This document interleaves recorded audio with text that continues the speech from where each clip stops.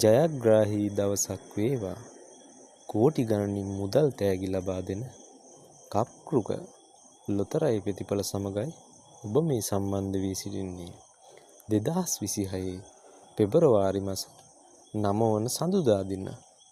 දිනුම් වාරයේ 2250. කප්රුක ලොතරැයියේ දිනුම් අංක දැන් ඔබට තිරේ දිස්වෙනවා ඇත.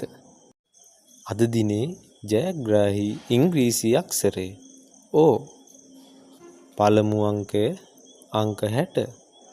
දෙවන අංකය අංක 44. තුන්වන අංකය අංක 64.